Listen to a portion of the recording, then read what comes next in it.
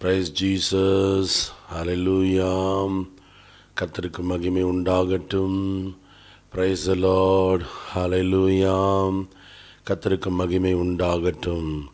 கர்த்தர் நல்லவர். இந்த நாளிலும் கூட அவருடைய பிரசன்னம் நம்மத்திலே இறங்கி வருகிறது. Thank you father. இந்த நல்ல காலை பொழுதுக்காக, இந்த ஓய்வு நாள் ஆராதனைக்காக கர்த்தாவே நாங்கள் உமக்கு நன்றி சொல்லுகின்றோம். இப்பொழுது நம்முடைய மகா பரிசுத்தமான கிருபையுள்ள விசுவாசத்தினால் ஆண்டவரே எங்களை ரட்சித்து மீட்டெடுத்து இம்மட்டுமா எங்களை பாதுகாத்து வழிநடத்துகிற ஆண்டவரே உம்முடைய தயவுக்காக, ஆண்டவரே உம்முடைய இரக்கத்துக்காக, ஆண்டவரே உம்முடைய கிருபைக்காக ஒரு விசை கூட நாங்கள் நன்றி சொல்லுகிறோம். ஆண்டவரே தகப்பனே, நீர் பொறுப்பெடுத்து கொள்ளும். தகப்பனே, நீர் ஆசீர்வதியும். உங்கள் நாமத்தை மகிமைப்படுத்தும். ஜீவனுள்ள தேவனுடைய கரத்திலே ஒப்பு கொடுத்து இந்த நாள் ஆராதனை வேலையும் ஜெப வேலையும் கர்த்தர் ஆசீர்வதித்து உலகமெங்கிலும் இருக்கிற ஒவ்வொரு திருச்சபையிலும் தேவ பிரசன்னம், தேவனுடைய வார்த்தை வெளிப்படும்படியாக நாங்கள் ஆசீர்வதித்து ஜெபிக்கிறோம். எங்கள் ஜெபங்கேலும் நல்ல பிதாவே. ஆமேன், ஆமேன், ஆமேன். பிரைஸ் தி லார்ட், ஹல்லேலூயா.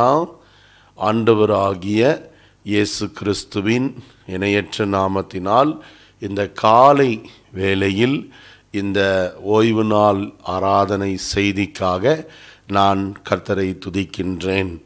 இந்த மாதத்திலே கர்த்தர் நம்மை தொடர்ந்து நடத்தி கொண்டிருக்கிறார். இன்றைக்கும் தேவனுடைய வார்த்தையை கேட்டு அவருடைய நாமத்தை மைமைப்படுத்த உங்களை அன்போடு கூட அழைக்கின்றேன். கர்த்தர் உங்களை ஆசீர்வதிப்பாராக. ஆமேன். நான் ஜெபித்து கொண்டிருந்த பொழுது தேவன் என்னுடைய உள்ளத்திலே சபைக்கு இந்த வார்த்தையை கேட்கிற ஒவ்வொரு மக்களுக்கும் தேவன் சொன்ன ஒரு வார்த்தையை பேசுவது எனக்கு பிரியமானதாய் காணப்படுகிறது. ஆகவே ஜெபத்தோடு கூட என்னோடு கூட பங்கு பெறுங்கள். கர்த்தர் உங்களை ஆசீர்வதிப்பாராக. ஆமேன். சரி, கவனிங்க. Praise God. தேவனுடைய நாமம் மகிமைப்படட்டும். இன்றைய செய்தியினுடைய தலைப்பு என்னவென்று சொன்னால், கர்த்தர் உன்னோடு கூட இருப்பார். God is with you. கர்த்தர் உன்னோடு கூட இருப்பார். இன்னைக்கு இந்த உலகத்தில் ஒரு மனிதன் எதை சம்பாதிக்கிறானோ இல்லையோ, அவனுடைய வாழ்க்கையில் அவனை படைத்த சிருஷ்டித்த அந்த சர்வ வல்லமையுள்ள தேவன், அந்த உயிருள்ள ஆண்டவர் அவனுடைய வாழ்க்கையில் இருக்கிறாரு அப்படின்ற அந்த ஒரு நிச்சயம் இருக்கு பாருங்க.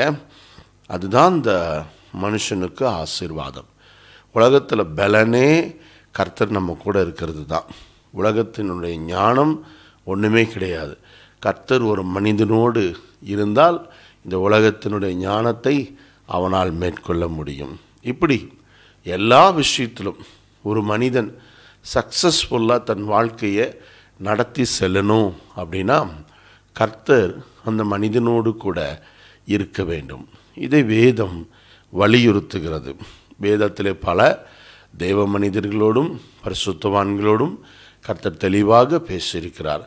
எப்படி அவருடைய வாழ்க்கை மாறியது என்பதையும் இந்த அருமையான செய்தியிலே நீங்கள் தெரிந்து கொள்ளுவீர்கள். ஆகவே தொடர்ந்து என்னோடு கூட இணைந்திருங்கள். கர்த்தர் உங்களை ஆசீர்வதிப்பாராக. கவனிங்க, கர்த்தருடைய நாமம் மேன்மைப்படட்டும். அருமையான யோசுவா 1ஆம் அதிகாரம் 9வது வாக்கியத்தை இன்றைக்கு நீங்கள் திருப்பிக் கொள்ளுங்கள். யோசுவா 1ஆம் அதிகாரம் 9வது வாக்கியம். நான் உனக்கு கட்டளையிடவில்லையா? பலங்கொண்டு திடமனதாய் இரு, திகையாதே, கலங்காதே. நீ போகும் இடமெல்லாம் உன் தேவனாகிய கர்த்தர் உன்னோடு கூட இருக்கின்றார். உலகத்திலேயே எந்த ஒரு ஆறுதலை விட தேவன் நம்ம கூட இருக்கிறார் அப்படின்ற ஒரு ஆறுதல் இருக்குது பாருங்களேன். அது நமக்கு போதுமானது. நம்முடைய வாழ்நாள் முழுவதும் அந்த ஒரு நம்பிக்கையே நம்முடைய வாழ்க்கையை நடத்தி செல்லுவதற்கு போதுமானது. அப்படிப்பட்ட ஒரு கிருபையுள்ள வார்த்தையை இன்றைக்கு நாம் வாசித்தபடியே தேவன் நம்மளை பார்த்து சொல்கிறாரு, நீ போகும் இடமெல்லாம் நான் உன்னோடு கூட இருப்பேன் அப்படின்னு சொல்கிறாரு. இதை விட ஒரு பெரிய பிளஸ்ஸிங் மனுஷனுக்கு என்ன வேணும்? யோசுவா ரொம்ப பயந்தார். எந்த மாதிரி சூழ்நிலை அப்படின்னு பார்த்தீங்கன்னா, மோசேயினுடைய மினிஸ்ட்ரி முடியுது. 6 லட்சம் இஸ்ரவேலரை வழிநடத்தி கொண்டு வரார். யோர்தானுக்கு இந்த சைடு வரும்பொழுது, செங்கடலை பிளந்து அவர் வரும்பொழுது என்ன நடக்குது அப்படின்னு பார்த்தீங்கன்னா, கர்த்தர் அவரை வேறு பிரித்து அவருடைய கடைசி காலங்களை அவர் என்ன செய்கிறார்? ஆண்டவர் மோசேயை பிரித்து விடுகின்றார். அடுத்த தலைமைத்துவத்திற்கு அருமையான யோசுவாவை கொண்டு வர வேண்டும் என்று தேவன் விரும்புகின்றார். ஆனால் யோசுவா ஒரு வாலிபனாக, ஒரு இளம் வயது புருஷனாக காணப்படுகிறார். அதனால் அவருக்கு பயம், எப்படி நம்ம நடத்த போகிறோம்? ஏன்னா மோசே இஸ்ரவேல் ஜனங்களை நடத்தி கொண்டு வந்தபோது ஏற்பட்ட கஷ்டங்கள், கடினமான விளைவுகள், இதெல்லாம் கண்கூடாக பார்த்தவர் யோசுவா. அதனால் யோசுவாவுக்கு ஒரு மனசுக்குள்ள ஒரு பயம்தான். நாம் எப்படி அடுத்து இந்த ஜனங்களை நடத்துவோம்? இந்த ஜனங்க எப்படி கீழ்ப்படிவாங்க? இந்த ஜனங்களுக்கு எப்படி நான் ஆறுதல் சொல்ல முடியும்னு சொல்லி ரொம்ப மனக்கலக்கத்தில், அடுத்து நான் பொறுப்பெடுக்க போகிற அந்த காரியத்தில் என்னால் செயல்படுத்த முடியுமா அப்படின்ற ஒரு கேள்வியோடு கூட இருக்கிற நேரத்தில் தான் தேவன் யோசுவாவின் இடத்துல பேசுகிறாரு, பலன் கொண்டு திடமனதாயிரு, நான் உன்னோடு கூட இருப்பேன், நீ கலங்காதே, நீ திகையாதே, நீ போகும் இடமெல்லாம், நீ எங்கெல்லாம் போறியோ அங்கெல்லாம் நான் உன்னோடு கூட இருப்பேன் என்று சொல்லுகின்றார். பைபிளில் நிறைய இடத்துல இஸ்ரவேல் ஜனங்களுக்கும் ஆண்டவர் பல பரிசுத்தவான்களுக்கும் இந்த வாக்குத்தத்தத்தை கொடுத்திருக்கிறார். அவங்க வாழ்க்கையெல்லாம் எடுத்து பாருங்களேன், சக்ஸஸ்ஃபுல்லாக இருக்கும். எந்த விதமான ஒரு தோல்விக்குள்ளேயும் அவங்க போகாமல் வெற்றியுள்ள ஒரு ஜீவியம் அவங்க கண்டிப்பாக ஜீவிச்சிருப்பாங்க. இதுக்கு அடிப்படை காரணம் என்ன அப்படின்னு பார்த்தீங்கன்னா, ஒரு மனிதனோடு தேவன் இருக்க வேண்டும். ஒரு மனிதனோடு தேவன் இருக்கிறத மற்றவர்கள் கண்டுபிடித்து விட்டால் அதுதான் உண்மையிலேயே சொல்லப்போனால் அந்த மனிதனுக்கு பாதுகாப்பு, அந்த மனிதனுக்கு ஆசீர்வாதம். ஆனால் நம்மளுடைய தவறான கொள்கைகள், நம்முடைய தவறான பழக்க வழக்கங்கள், வார்த்தைகள், தேவையில்லாத காரியங்கள், தேவனுக்கு பிரியமில்லாத காரியங்கள், இது எல்லாம் நமக்கும் தேவனுக்கும் நடுவாக இருக்கிற அந்த உறவு பாலத்தை உடைத்து விடுகின்றன என்பதை இந்த நாளில், இந்த செய்தியில் நாம் நினைவில் கொள்ள வேண்டியது அவசியமாக இருக்கிறது. நீங்கள் பாருங்களேன், யோசுவாவினுடைய வாழ்க்கையில் ஆண்டவர் வாக்கு கொடுத்தாரு. ஆனால் அந்த வாக்கு நிறைவேறிச்சா அப்படின்னு பார்த்தீங்கன்னா கண்டிப்பாக நிறைவேறிச்சு.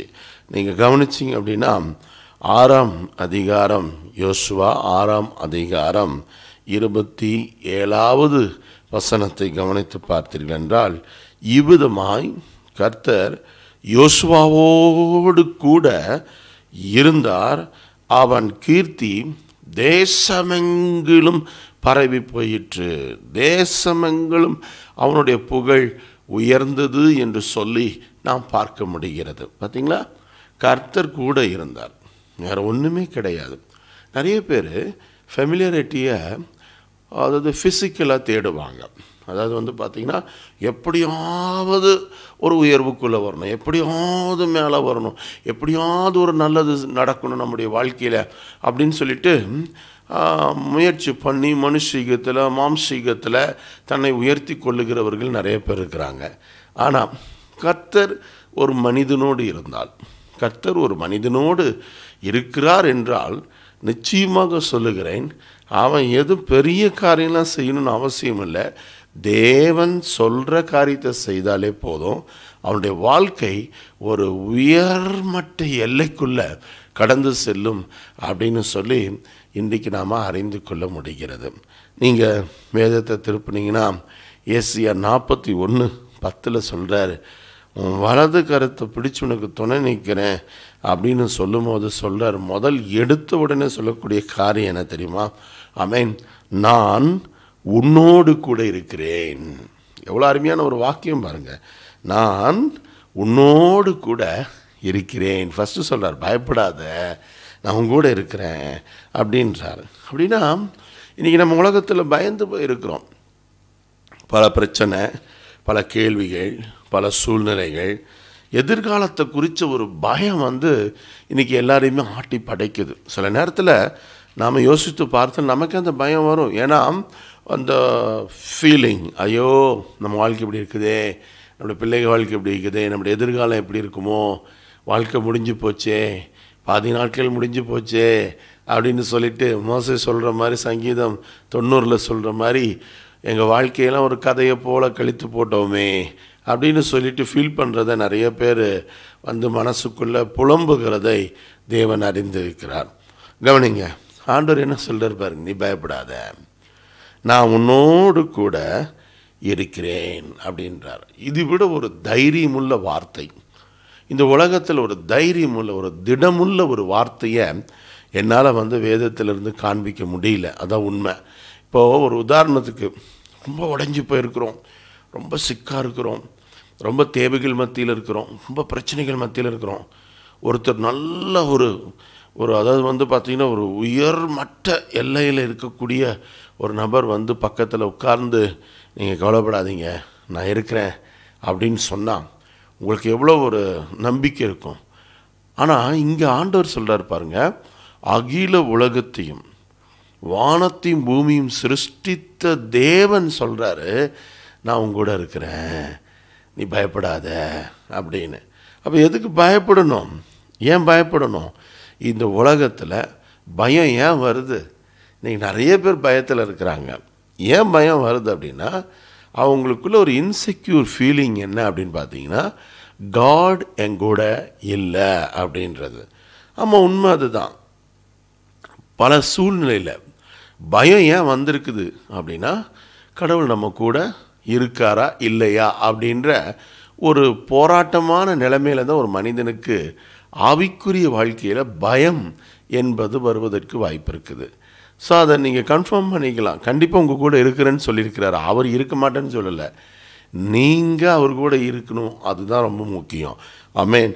நீங்கள் 2 நாளாகமம் 15ஆம் அதிகாரத்திற்கு நீங்கள் விரைந்து வருவீர்கள் என்றால் உங்களுக்கே புரியும் நான் நினைக்கிறேன். கர்த்தருடைய நாமம் மகிமைப்படட்டும். ரொம்ப அருமையான ஒரு வார்த்தையை உங்களுக்கு நான் சொல்ல விரும்புகிறேன். நீங்கள் கர்த்தரோடு இருந்தால் அவர் உங்களோடு இருப்பார்.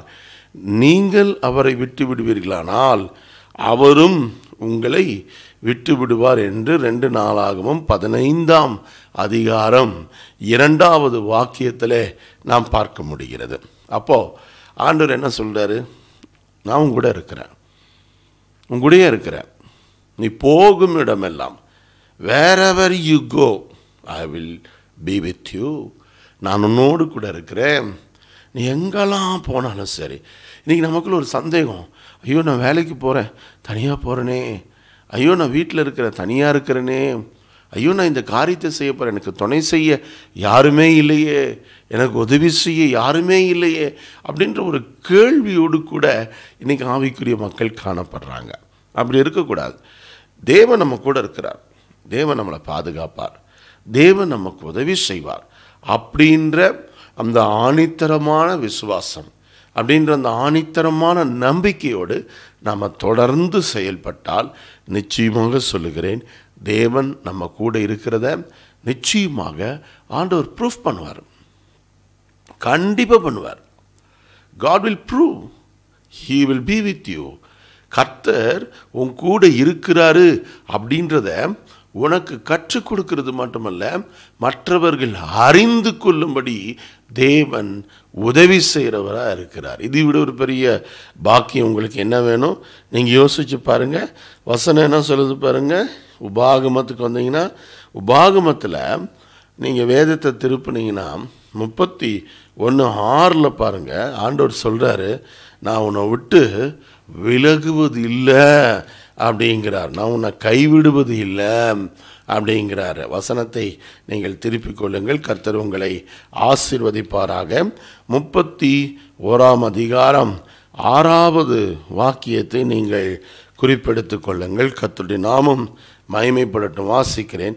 நீங்கள் பலன் கொண்டு திடமனதாய் இருங்கள், அவர்களுக்கு பயப்படவும் திகைக்கவும் வேண்டாம். உன் தேவனாகிய கர்த்தர் தாமே உன்னோடு கூட வருகிறார்.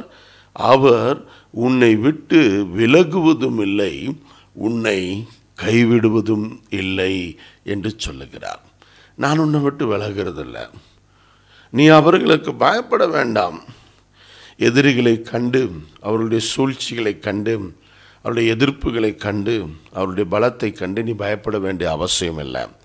ஏன்னா அவர்களை விட பலமுள்ள ஒரு தேவன், அகில உலகத்தையும் படைத்து அரசாளுகிற ஒரு சர்வ வல்லமையுள்ள தேவன் இன்னைக்கு உனக்கு என்ன வாக்குத்தத்தம் கொடுக்குறாரு அப்படின்னா, நான் உங்கூட வரேன், எங்கெல்லாம் போறியோ அங்கெல்லாம் நான் வரேன், நீ பயப்படாத, கலங்காத, திகையாத, நீ பலங்கொண்டு திடமானதாயிரு, நான் உங்கூட வரேன், தைரியமாயிரு, நான் உங்கூட வரேன், நான் உங்கூட தான் இருக்கிறேன், நீ எங்கெல்லாம் போறியோ அங்கெல்லாம் நான் இருப்பேன் அப்படின்னு ஆண்டவர் நமக்கு என்ன செய்கிறாரு? வாக்கு தருகிறார். இது எப்படி ஒரு பெரிய வாக்கு நமக்கு என்ன ஆண்டவர் தர முடியும்? ஆமென். ஆண்டவர் சொல்கிறாரு, பயப்படாத, நான் உன்னை விட்டு விலகுவதில்லை, உன்னை கைவிடுவதில்லை. எவ்வளவு அருமையான வார்த்தை பாருங்க. ஆமென்.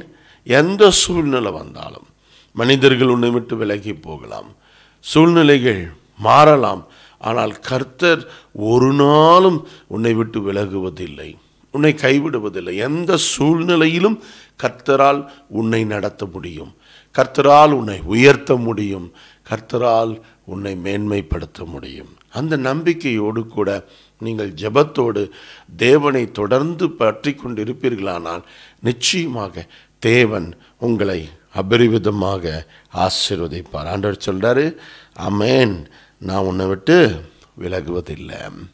எபிரேயருக்கு எழுதின நிருபம் 13 நீங்கள் கவனிச்சிங்க அப்படின்னா 5வது வாக்கியத்தில் ஆண்டவர் நமக்கு கொடுத்த வாக்குத்தத்தம் நினைவு கூறப்பட்டிருக்குது. என்ன சொல்கிறாரு? நான் உன்னை விட்டு விலகுவது இல்லை, உன்னை கைவிடுவது இல்லை. எவ்வளோ ஒரு அருமையான ஒரு வார்த்தையை ஆண்டவர் இங்கே கொடுக்குறாரு பாருங்க. ஆமென். எபிரேயருக்கு எழுதின நிருபத்தை திருப்பிக் கொள்ளுங்கள். அங்கே 13 5 தெளிவாக சொல்கிறாரு, நீங்கள் பண ஆசை இல்லாதவர்களாய் நடந்து உங்களுக்கு இருக்கிறவைகள் போதும் என்று எண்ணுங்கள், நான் உன்னை விட்டு விலகுவதும் இல்லை, உன்னை கைவிடுவதும் இல்லை என்று அவர் சொல்லியிருக்கிறார். எவ்வளோ தெளிவாக சொல்கிறாரு பாருங்கள். இந்த பண ஆசை எல்லா தீமைக்கு வேறா இருக்குது. இன்றைக்கி நிறைய பேர் பணம் பணம் பணம் பணம் பணம் பணம் தான் வாழ்க்கை, பணம் தான் எதிர்காலம், பணம் தான் ஃப்யூச்சர் அப்படின்னு சொல்லிட்டு பணத்தை ரொம்ப முக்கியப்படுத்துவாங்க. மனுஷனை மதிக்க மாட்டாங்க. மனுஷனுக்கு வேல்யூ இல்லை, பணத்துக்கு தான் வேல்யூ. ஒருத்தனுடைய பணம், வருமானம், சம்பாதியத்தை பார்த்து தான் அவனுக்கு மரியாதையை கொடுக்கறது, அவனுக்கு கனம் கொடுக்கணுமா கொடுக்கக்கூடாது அப்படின்னு முடிவு பண்ணுறது. இந்த உலகம் அப்படி ஒரு கமர்ஷியல் வேர்ல்டாக இருக்குது. இதுக்கு மத்தியில் தான் ஆண்டவர் நமக்கு வாக்குத்தத்தம் கொடுக்குறாரு. என்னென்னு, பணத்தை முக்கியப்படுத்துகிறவர்களுக்கு அல்ல, அவர் சொல்கிறார், பண ஆசை இல்லாதவர்களாய் நடந்து கொள்ளுங்கள் அப்படின்னு சொல்லிட்டு உங்களுக்கு இருக்கிறத போதும்னு நினைங்க. ஏன்னா உன்னை விட்டு விலகாமல் நான் இருக்கிறேன், உன்னை கைவிடாமல் நான் இருக்கிறேன். பணத்தை விட, உங்ககிட்ட இருக்கிற பணத்தை விட நான் உன் கூட இருக்கிறது தான் உனக்கு மதிப்பு, நான் உன் கூட இருக்கிறது தான் உனக்கு ஆசீர்வாதம், நான் உன் கூட இருக்கிறது தான் உனக்கு மேன்மை. அதனால் பணத்தை விட்டுட்டு என்ன பிடிச்சிக்கோ அப்படின்னு தெளிவாக ஓப்பனாக பப்ளிக்காக நமக்கு சொல்ல வேண்டிய அறிவுரையை இந்த எபிரேயர் 13 நாம் பார்க்க முடிகிறது. அப்போ கவனிங்க, தேவன் ஒரு சாதாரணமான காரியத்தை நம்முடைய வாழ்க்கையில் செய்கிறது இல்லை. ஆமென். அதே செப்பானியா தீர்க்க தரிசன புத்தகத்தில் 3 17ஆம் வாக்கியத்தை குறிப்பெடுத்துக் கொள்ளுங்கள். செப்பனியா 3:17 குறிப்பெடுத்து கொண்டீங்கன்னா ஆண்டவர் என்ன சொல்றாரு? நான் உங்கள் நடுவிலே இருப்பேன், நடுவிலே வாசம் பண்ணுவேன் அப்படின்னு சொல்றாரு. அவருடைய சமூகம், அவருடைய பிரசன்ஸ் எல்லா இடத்துலையும் பரவி இருக்கும். நீங்கள் எங்கெல்லாம் இருக்கிறீங்களோ அங்கெல்லாம் தேவனுடைய பிரசன்னம் இருக்கும். அங்கெல்லாம் தேவன் உலாவி கொண்டிருப்பார். உதாரணத்துக்கு நீங்கள் ஒரு வீட்டில் போய் தங்குறீங்க அப்படின்னா உங்கள் நிமித்தம் அந்த வீட்டுக்குள் தேவன் இருப்பார். நீங்கள் ஒரு புதிய கம்பெனிக்கு வேலைக்கு போகிறீங்க, அந்த கம்பெனியில் நீங்கள் போய் சேர்ந்த உடனே நீங்கள் வேலை செய்யும் போது உங்களோடு கூட கர்த்தர் நிற்பார், உங்கள் கூடையே இருப்பார். அது அந்த கம்பெனிக்கே ஆசீர்வாதம், அந்த கிராமத்துக்கே ஆசீர்வாதம், அந்த வீட்டுக்கே ஆசீர்வாதம், அந்த குடும்பத்துக்கே ஆசீர்வாதம். அதனால தான் ஊழியன் என்ற எண்ணி ஒரு கலசம் தண்ணீரை கொடுத்தா கூட அதனுடைய பலனை அடையாமற் போவதில்லைன்னு ஏன் சொல்கிறார் அப்படின்னா, அவர் கூட இருப்பார். அவருடைய பிள்ளைகளுக்கு நீங்கள் செய்யக்கூடிய நன்மை 100 மடங்காக உங்களுக்கு திரும்ப வரும், அதில் எந்த சந்தேகமும் இல்லை. ஆனால் அவர் கூட இருக்கணும், அதான் ரொம்ப முக்கியம். அவர் கூட இருந்தால் எல்லா நன்மையாக முடியும், எல்லா நன்மையான காரியமாக முடியும். சோர்ந்து போக வேண்டாம். செப்பனியா 3:17 நீங்கள் குறிப்பெடுத்து கொள்ளுங்கள். அங்கே ஆண்டவர் சொல்கிறார், தெளிவாக சொல்கிறாரு, என்னென்ன, நான் உங்கள் மத்தியிலே உலாவுகிற தேவனாக, உங்கள் மத்தியிலே வாசம் பண்ணுகிற தேவனாக நான் இருக்கிறேன் அப்படின்னு சொல்கிறாரு. அடுத்தது நீங்கள் கவனிச்சிங்கன்னா 2 காரியத்தை உங்களுக்கு ஞாபகப்படுத்திட்டு, ஒரு சில பரிசுத்தவான்களுடைய வாழ்க்கையில் தேவன் செய்த அந்த நன்மையை சுட்டி காண்பித்து நான் கடந்து செல்ல ஆசைப்படுகிறேன். ஒரு காரியம் நீங்கள் கவனிச்சிங்கன்னா மத்தேயு 28ஆம் அதிகாரம் 20 நீங்கள் குறிப்பெடுத்து கொள்ளுங்க. இது ஆண்டவர் சீஷர்களுக்கு கொடுத்த ஒரு வாக்குறுதி மட்டுமல்ல, அது அவங்களுக்கு ஒரு நல்ல வாக்கு தத்துவம். ஏன்னா ஐயோ ஆண்டவர் போயிட்டாரே, பரமேறி போகிறாரே, அவர் எப்போ வருவார், எப்படி வருவார், எப்போ பார்ப்போம், இப்படி நம்மளையெல்லாம் விட்டுட்டு ஆண்டவர் இப்படி போயிட்டாரேன்னு சொல்லி அவர்கள் கலக்கத்தோடு பயத்தோடு நடுக்கத்தோடு இருந்த நாட்களில் தேவன் அவர்களுக்கு கொடுத்த நல்ல ஒரு வாக்கு தத்துவம் அப்படின்னு சொன்னால் ஆண்டவர் சொல்லக்கூடிய வார்த்தை என்ன பாருங்க, நான் உங்களுக்கு கட்டளையிட்ட யாவையும் அவர்கள் கைக்கொள்ளும்படி அவர்களுக்கு உபதேசம் பண்ணுங்கள், இதோ உலகத்தின் முடிவு பரியந்தம் சதா நாட்களிலும் நான் உங்களோடு கூட இருக்கிறேன். இங்கே தெளிவாக சொல்கிறார், நான் உன்னை விட்டு விலகுவதில்லை, உன்னை கைவிடுவதில்லைன்னு மொட்டையாக சொல்லலை. புதிய ஏற்பாட்டில் தெளிவாக சொல்கிறார், உலகத்தின் சதா காலங்களிலும். அது எந்த காலமாக இருந்தாலும் சரி, அது எவ்வளவு கடினமான காலமாக இருந்தாலும் சரி, அது எவ்வளவு கடினமான ஆட்சியின் கீழாக நாம் காணப்பட்டாலும் சரி, எவ்வளவு கடினமான மனிதர்களை நாம் கடந்து போகிறவர்களாக இருந்தாலும் சரி, இந்த உலகத்தில் எவ்வளவு கடினமான ஒரு சூழ்நிலை உங்கள் வாழ்க்கையில் வந்தாலும் சரி, ஆண்டவர் நம்மளை பார்த்து சொல்கிறாரு, ஆமென். என்னன்னு சொல்கிறாரு அப்படின்னா, உலகத்தின் முடிவு பரியந்தம் சதா காலங்களிலும் நான் உன்னோடு கூட இருக்கிறேன். இந்த சந்தோஷம், இந்த பாக்கியம் ஒரு மனிதனுக்கு கிடைக்கும் அப்படின்னா, இதை விட ஒரு பாக்கியத்தை அந்த மனுஷன் தேட வேண்டிய அவசியம் என்ன? இந்த உலகத்தில் நீ சேர்த்து வைக்கிற உறவுகள், சொந்தங்கள், பந்தங்கள், சொத்துக்கள் எதுவுமே நிரந்தரம் கிடையாது. இந்த உலகத்தில் எதுவுமே நிரந்தரம் கிடையாது. நீ பார்க்குற இந்த உலகத்தை விட்டு ஒரு நாள் உன்னை ஆண்டவர் எடுத்துக்கொள்வார். இந்த உலகத்தை விட்டு நீ போகணும். அதனால் எந்த உறவும் உன்னோடு கூட நிலைப்பதில்லை. அன்றைக்கே கவிஞன் தெளிவாக எழுதினான், வீடு வரை உறவு, வீதி வரை மனைவி, காடு வரை பிள்ளை, கடைசி வரை யாரோ. இதுதான் உலகத்தினுடைய மிக பெரிய கேள்வி. எவ்வளோ பெரிய மனிதனாக இருந்தாலும் கடைசி வரை யார்? கடைசி வரை அவனுடைய நம்பிக்கை, அவனுடைய நம்பிக்கையாக இருக்கிற அவனுடைய தேவன். இது தவிர வேறு என்ன நம்பிக்கையை நம்ம வாழ்க்கையில் வைக்க முடியும்? நம்ம ஒன்றுமே இல்லைங்க. We are nothing. ஒரு சின்ன ஒரு சூழ்நிலை வந்தால் முடிஞ்சு போச்சு நம்முடைய வாழ்க்கை. ஆனால் ஒருபோதும் நம்மை கைவிட மாட்டேன், விட்டு விலக மாட்டேன், கூடயே இருப்பேன்னு சொன்ன தேவன் என்றைக்கும் நம்மோடு கூட இருக்கிறார். அதனால் சந்தோஷமாக இந்த வசனத்தை நாம் கவனிக்க வேண்டும். சதா காலங்களிலும் அவர் உன்னோடு கூட இருக்கின்றார்.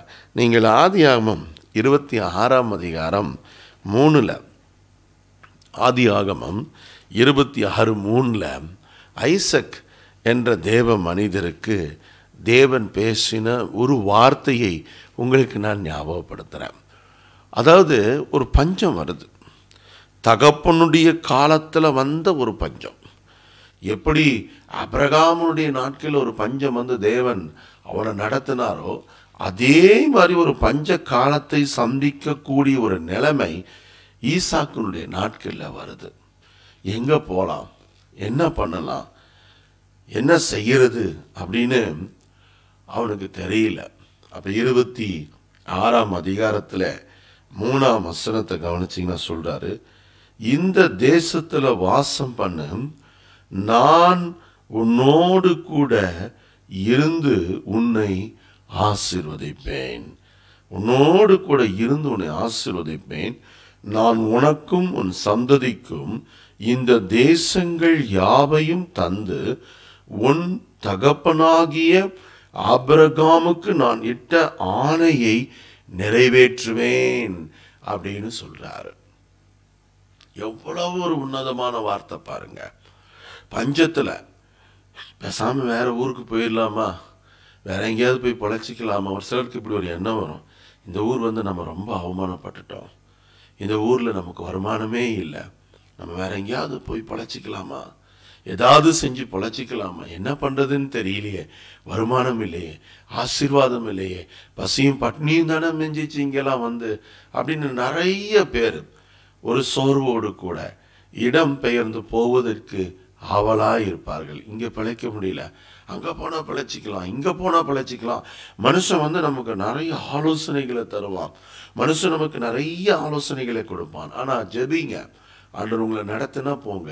ஆனால் ஈசாக்குக்கு எப்படி நடத்துகிறார் அப்படின்னா, இங்கேயே இரு, நான் இந்த பஞ்ச காலத்திலும் உன்னை ஆசீர்வதிப்பேன் அப்படிங்கிறாரு.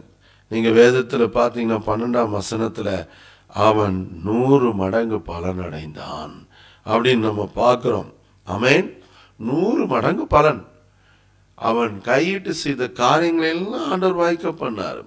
ரெகோபோத் ஆசீர்வாதத்தை அங்கே தான் வைக்கிறார் ஆண்டவர் அவனுக்கு. அதனால் வந்து தேவன் உங்களை கைவிட மாட்டார். வாக்கு பண்ணிட்டார் அப்படின்னா is a gentle God, is genuine God. ஆண்டவர் வாக்கு பண்ணிட்டார்னா அவர் உன்னை விட்டு விலகுவது இல்லை, உன்னை கைவிடுவது இல்லை என்று வாக்கு பண்ணிட்டார்னா அதை அவர் மாற்ற மாட்டார். டெஃபினெட்லி ஆண்டவர் அதை மாற்றவே மாட்டார். அதனால் நம்பிக்கையோடு கூட தேவனுடைய சமூகத்திலே நாம் காணப்பட வேண்டும். கர்த்தர் தொடர்ந்து உங்களை ஆசீர்வதிப்பாராக. ஆமென். யோசேப்பு என்ற மனிதனை பற்றியும் உங்களுக்கு நான் சொல்ல வேண்டியதில் உங்களுக்கே தெரியும் என்று விசுவாசிக்கிறேன். ஆதியாகமம் 39 நீங்கள் கவனிக்கணும். ஆமென். ஆதியாகமம் 39 நீங்கள் கவனிச்சிங்க அப்படின்னா 21, 22, 23 நீங்கள் குறிப்பெடுத்துக் கொள்ளுங்கள். அது உங்களுக்கு மிகுந்த ஆசீர்வாதமான ஒரு காரியம். இந்த யோசேப்பு வாழ்க்கையில் என்ன நடந்துச்சு அப்படின்னு பார்த்தீங்கன்னா, அவனுடைய சகோதரர்கள் அவனை பிடித்து அவனை அடித்து துன்பப்படுத்தி அவனை எகிப்து தேசத்துக்கு பணத்துக்கு விற்று போட்டார்கள். சொந்த சகோதரர்களால் பகைக்கப்பட்டு பயங்கரமான பகை, அவனை கொன்றணும், அவனை விடக்கூடாது அப்படின்னு அவன் மேல அவ்வளவு கிரட்சா, அவ்வளவு எதிர்ப்பா அவனுக்கு தீங்கு செய்ய நினைத்தார்கள். வசனம் என்ன சொல்லுது? எனக்கு ரொம்ப பிடிச்ச ஒரு சம்பவம் பாருங்களேன். ஏன்னா யோசேப்பு வந்து ஒரு நல்ல பாத்திரம், வேதாகமத்தில் நம்ம பார்க்குற பாத்திரங்களில் ஒரு சிறந்த பாத்திரமாக நான் அவரை பார்க்கிறேன். நீங்கள் ஆதி ஆகமம் நீங்கள் 39 கடைசி 3 வசனங்கள் கவனிங்க. வசனம் என்ன சொல்லுதுன்னா, சிறைச்சாலையில் போடுறான் அந்த அதிகாரி. ஏன்னா அவன் மீது ஒரு பழி சுமத்தப்படுகிறது. அப்படிப்பட்ட சூழ்நிலையில கூட தேவன் அவனோடு கூட இருந்ததை நாம் பார்க்க முடிகிறது. 21 கர்த்தர் யோசேப்போடு இருந்து அவன் மேல் கிருபை வைத்து சிறைச்சாலை தலைவனுடைய தயவு அவனுக்கு கிடைக்கும்படி செய்தார். சிறைச்சாலைக்காரனுடைய தயவு கிடைக்கணும் அப்படின்னா தேவன் அவனோடு கூட இருக்கணும். கர்த்தர் ஒரு மனுஷனோடு இருந்தா எல்லா மனிதருடைய கண்களிலும் தயவு எளிதா கிடைக்கும். ஏன் இன்னைக்கு எதிர்ப்பு? ஏன் இன்னைக்கு பிரச்சனை? ஏன் இன்னைக்கு சமாதானம் இல்லை? ஏன் இன்னைக்கு நிம்மதி இல்லை? எங்க போனாலும் யாருமே என்னை ஏத்துக்க மாட்டேன்றாங்க, எங்க போனாலும் யாருமே என்னை புரிஞ்சிக்க மாட்டேன்றாங்க, எங்க போனாலும் யாருமே கூட இல்லை அப்படின்னு ஏன் நம்ம நினைக்கிறோம்? அப்படின்னா இன்னும் ஆண்டவருடைய சமூகம் நம்மோடு கூட முழுமையாக இல்லை என்பதை இது அடையாளப்படுத்துகிறது. எதிர்ப்பு வரும். ஆண்டவருக்கு இருக்கும் போது எதிர்ப்பு வராதா? வரும். ஆனால் அந்த எதிர்ப்புகள் தகர்க்கப்படும். தேவைகள் வருமா? வரும். அந்த தேவைகள் சந்திக்கப்படும். சூழ்நிலைகள் எதிராக இருக்குமா? இருக்கும். அந்த சூழ்நிலைகள் திரும்ப சாதகமாய் நமக்கு மாற்றப்படும். அதுதான் தேவன் ஒரு மனிதனோடு இருக்கிறதுக்கான ஒரு உன்னதமான அடையாளம். வசனம் என்ன சொல்லுது பாருங்க. சிறைச்சாலை தலைவன் சிறைச்சாலையில் வைக்கப்பட்ட யாவரையும் யோசேப்பின் கையில ஒப்புவித்தான்.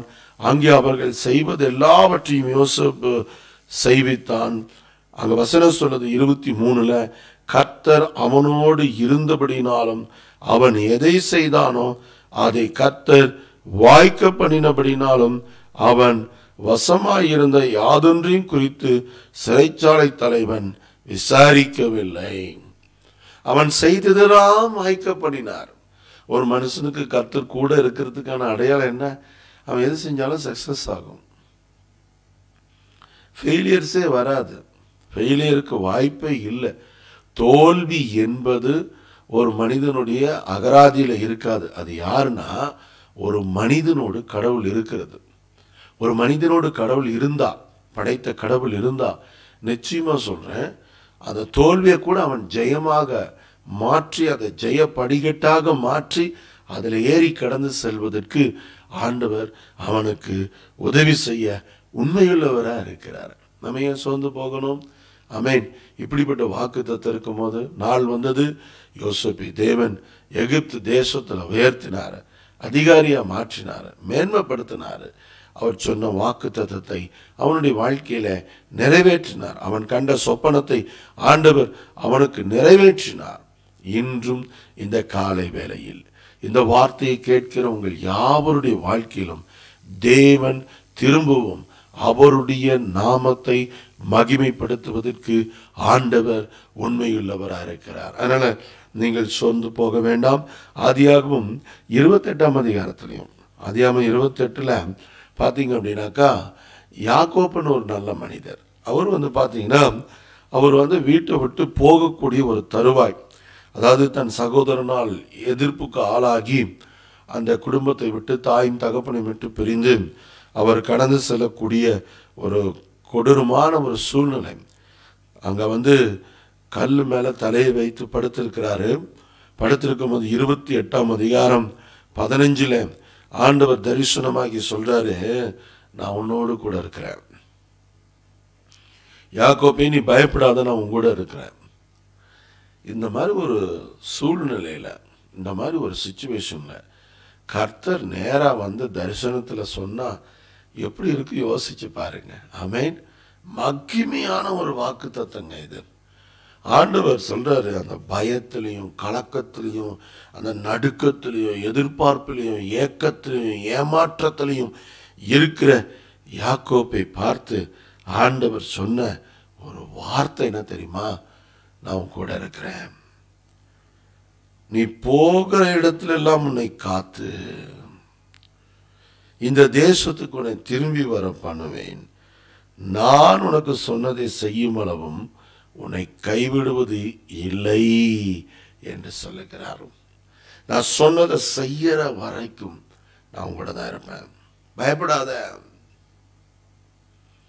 அதே மாதிரி யாக்கோபினுடைய கடைசி மூச்சு வரை அவனுக்கு வாக்குறுதி செய்த தேவன் அவனோடு கூட இருந்தார். வேதத்தில் சரித்திரபூர்வமாக ஆதாரபூர்வமாக இதை நம்ம பார்க்க முடியும்.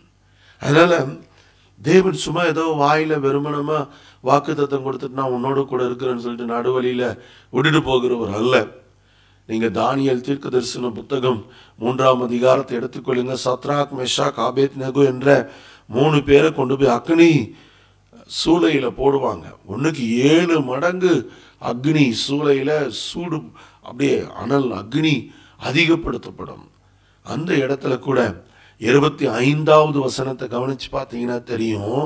அங்க என்ன சொல்றாரு, நம்ம தள்ளனது 3 பேர் தானே, 4 பேர் அங்க உலாவிக் கொண்டிருக்கிறார்கள்.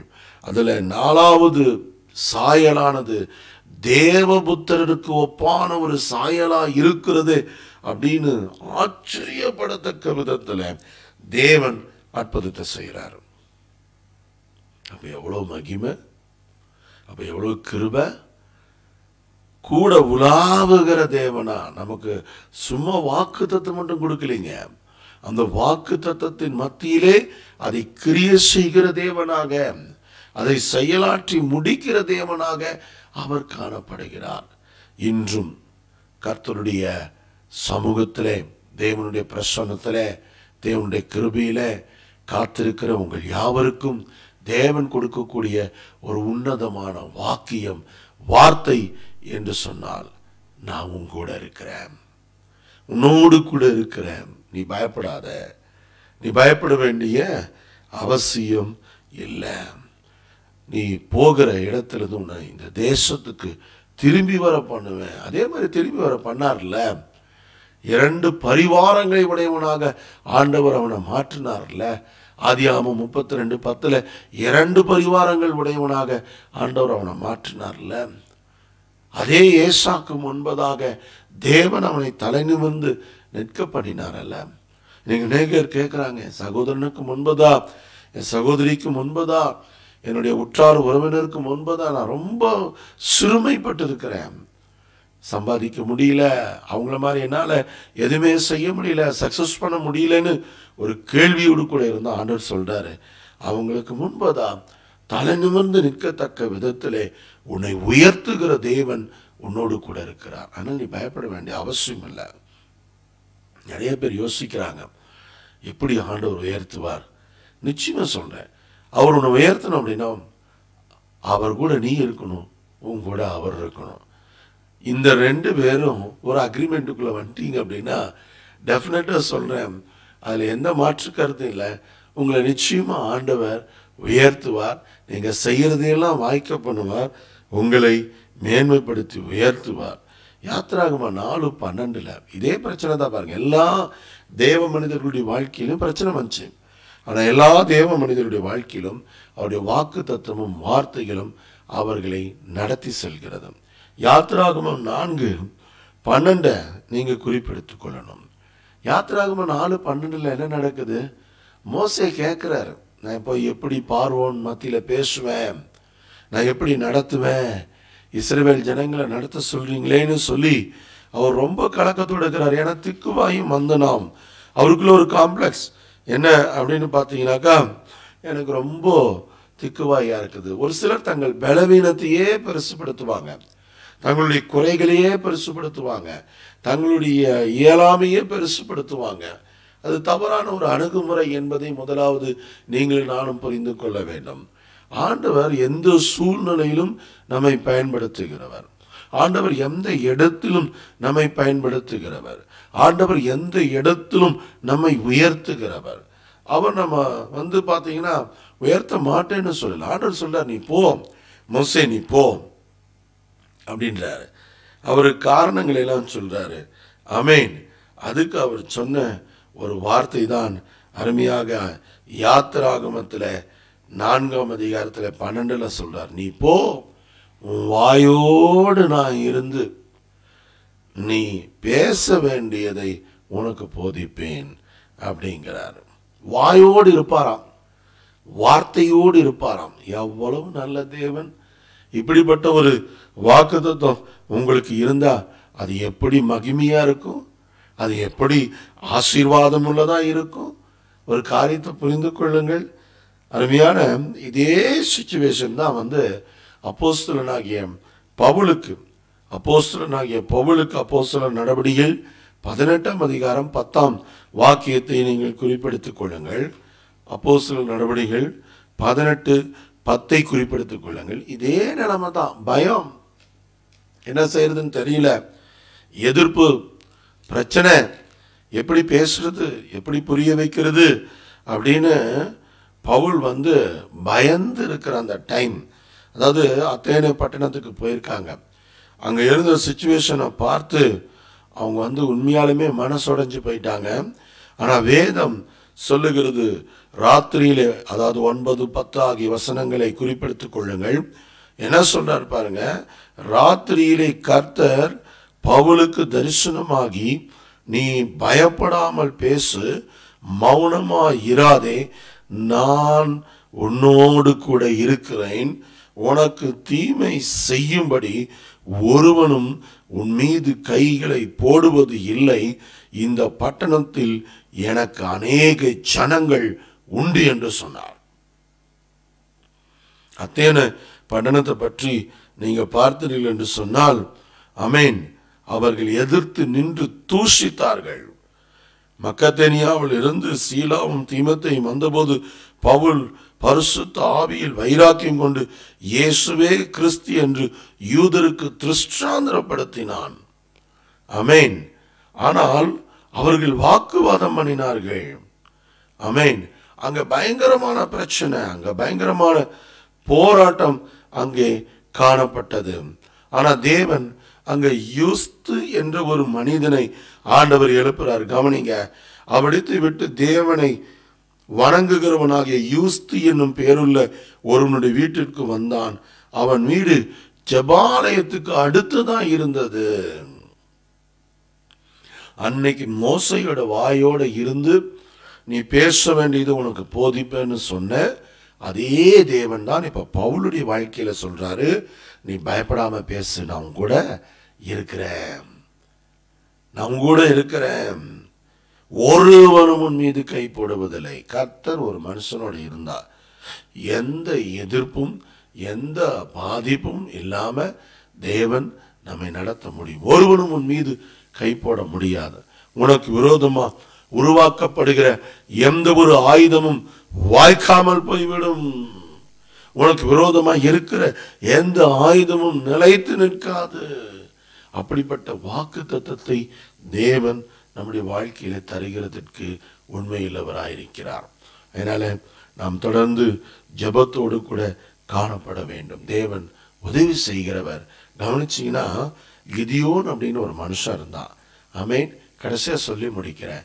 நியாயாதிபதிகள் 6ஆம் அதிகாரத்துல 13ஆம் வசனத்துல நீங்க கவனிக்கணும்.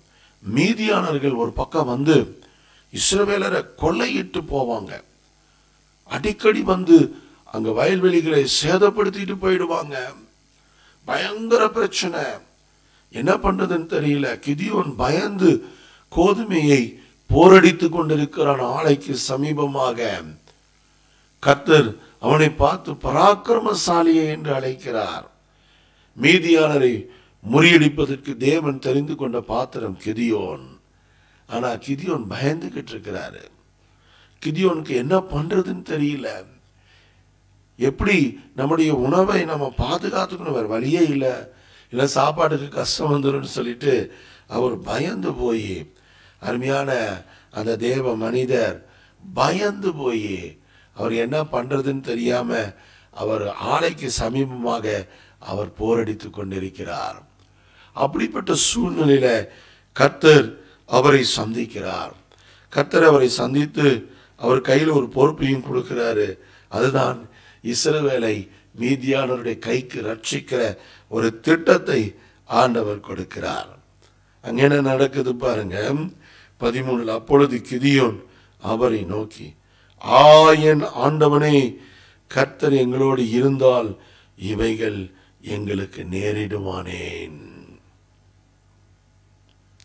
கர்த்தர் எங்க கூட இருந்தா நாங்க ஏன் இப்படி மீதியானர்கிட்ட இவ்வளவு கஷ்டப்பட வேண்டியதா இருக்குது? மீதியாளர்கள் மூலமா எங்களுக்கு ஏன் இவ்வளவு பிரச்சனை வருது? கர்த்தர் எங்க கூட இருந்தா நாங்க ஏன் இவ்வளவு கஷ்டப்படணும்? எங்களுக்கு வேற வழியே இல்லையா அப்படின்னு சொல்லிட்டு புலம்பி தள்ளிட்டாரு. ஆனால் ஆண்டவர் என்ன தெரியுமா சொன்னாரு? உனக்கு இருக்கிற பலத்தோடு கூட நீ போ, நீ ரட்சிப்ப, மீதியானவருடைய கைக்கு நீங்களாக்கி ரட்சிப்ப, இஸ்ரவேலை நீ ரட்சிக்கிறதுக்கு உன்னை நான் இன்னைக்கு ஏற்படுத்தி இருக்கிறேன், உனக்கு இருக்கிற இந்த பலத்தோட போ, உன்னை அனுப்புகிறது நான் அல்லவா அப்படின்னு சொல்றாரு. அதுக்கு 15ஆம் வசனத்துல அவன் சொல்றான், அதுக்கு அவன் என் ஆண்டவரே, நான் இஸ்ரவேலை எதனாலே ரட்சிப்பேன்? ஏத்துக்கவே மாட்டேன்றான், கன்வின்ஸ் ஆகவே மாட்டேன்றான். தேவன் எவ்வளவு பேசினாலும் புரிஞ்சிக்கவே மாட்டேன்றான். கடைசியா 16ஆம் வசனத்துல சொல்றாரு, அதற்கு கர்த்தர் நான் உன்னோடு கூட இருப்பேன். இதுதான் கடைசியா சொல்றாரு. என்ன சொன்னாலும் கன்வின்ஸ் ஆகாத உனக்கு கடைசியா சொல்ற வார்த்தை, நான் உன்னோடு கூட இருப்பேன். ஒரே மனுஷனை முறியடிக்கிறதை போல நீ மீதியானரை முறியடிப்பாய். இந்த வாக்குத்தத்தை நிறைவேறிச்சுல. இஸ்ரவேல் ஜனங்களை தேவன் மீதியானவருடைய கைக்கு தப்புவித்தார் இல்ல. அதுக்கு காரணம் என்ன அப்படின்னு பார்த்தீங்கன்னா, உண்மையிலேயே சொல்ல போனால் கிதியோனோடு தேவன் இருந்தார். கிதியோனுடைய பட்டயம் கர்த்தருடைய பட்டயம், கர்த்தருடைய பட்டயம் கிதியோனுடைய பட்டயம் என்று சொல்லத்தக்க விதத்திலே தேவன் கிரியைகளை நடப்பித்தார், அற்புதங்களை செய்தார், அதிசயங்களை செய்தார். வாக்குத்தத்தம் தந்தவர் உண்மையுள்ளவர், வார்த்தை மாற அவர் மனிதன் அல்ல, அவர் மனிதன் அல்ல. அதனால சோர்ந்து போக வேண்டாம். தைரியமா மகிழ்ச்சியா இந்த ஓய்வு நாள் ஆராதனையை அனுசரிக்கிற நீங்கள் சந்தோஷமா வேர்ட் ஆஃப் காடை நல்லா மெடிடேட் பண்ணி நல்லா ப்ரே பண்ணுங்க. நீங்க ஜெபிக்கிற ஒரே ஒரு காரியம், தேவன் எங்களோடு கூட இருக்க வேண்டும், தேவன் எங்களோடு கூட இருக்க வேண்டும். இந்த நம்பிக்கையோடு இந்த தைரியத்தோடு நீங்கள் சந்தோஷத்தோடு மகிழ்ச்சியோடு இருங்க. என் ஆண்டவரே, என் ஆண்டவரே, நீர் எங்களோடு இருந்தால் எங்களுக்கு ஏன் இப்படிப்பட்ட வியாதி, இப்படிப்பட்ட நோய், இப்படிப்பட்ட பிரச்சனை, இப்படிப்பட்ட ஏழ்மை, இப்படிப்பட்ட கடன் அப்படின்னு சொல்லிட்டு உங்க பிரச்சனையும் உங்களுடைய இயலாமையும் உங்களுடைய போராட்டமான சூழ்நிலையும் ஆண்டவர்கிட்ட சொல்றதை விட ஆண்டவர் கொடுக்கிற வாக்குத்தத்தத்தை பிடிச்சு தைரியமா ஜெபிக்க ஆரம்பிங்க. கர்த்தர் உங்களை வாளாக்காமல் தலையாக்கி கீழாக்காமல் மேலாக்குவாரு. புதிய ஏற்பாட்டில் எனக்கு ரொம்ப பிடிச்ச வசனம் ரோமர் 8ஆம் அதிகாரம் 38-39. கிறிஸ்துவின் அன்பை விட்டு என்னை பிரிப்பவன் யார்? இந்த உறவு பாலத்தை அவர் என்னோடு கூட இருக்கிறேன்னு சொல்லியிருக்கார்ல, இந்த உறவு பாலத்தை இணைக்கக்கூடிய ஒரு இடம் கிறிஸ்துவின் அன்பு. கிறிஸ்துவின் அன்பை விட்டு உன்னை பிரிக்கவே முடியாது. ஏன்னா அவர் உங்கூட இருக்கிறார், உன்னையும் அவரையும் பிரிக்கவே முடியாது. பிரிக்க முடியாதுன்னா அந்த அன்பு என்ற உறவு பாலம், கிறிஸ்துவுக்கும் உனக்கும் நடுவில் இருக்கிற அந்த அன்பு என்ற கிறிஸ்துவின் அன்பு என்ற அந்த உறவு பாலம் உனக்குள்ள இருக்கும் வரை தேவன் உன்னோடு கூட தான் இருப்பார், நீ தேவனோடு கூட தான் இருப்பாய். இதை யாராலையும் பிரிக்கவும் முடியாது, இது யாராலும் உடைக்கவும் முடியாது. அதுக்கு விளக்கம் அந்த வசனங்கள்ல இருக்குது, புரிந்து கொள்ளுங்கள். ஜெபிக்கலாமா? கர்த்தர் உங்களை ஆசீர்வதிப்பார். அன்பின் பிதாவே, இந்த வார்த்தையை கேட்கிற ஒவ்வொருவரையும் கர்த்தர் பேர் பேராய் தனித்தனியாய் ஆசீர்வதிக்கும்படி ஜெபிக்கிறேன். தேவரீர் எங்களுக்கு வாக்குத்தத்தம் தந்திருக்கிறீர், உன்னோடு கூட இருப்பேன் வாக்குத்தத்தம் பண்ணியிருக்கிறீங்க.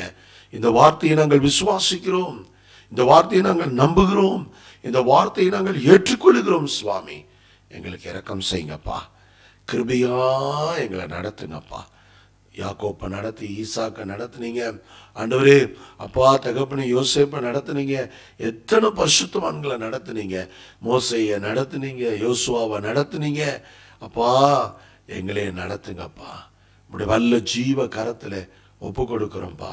நாங்கள் சோர்ந்து போய் பலவீனப்பட்டு இருக்கிற இந்த நேரத்தில் கர்த்தர் எங்களை ஆறுதல் படுத்தி எங்களை சமாதானப்படுத்தி எங்களுக்கு இரக்கம் செய்கிற நல்ல தயவுக்காக நான் நன்றி சொல்கிறேன்ப்பா.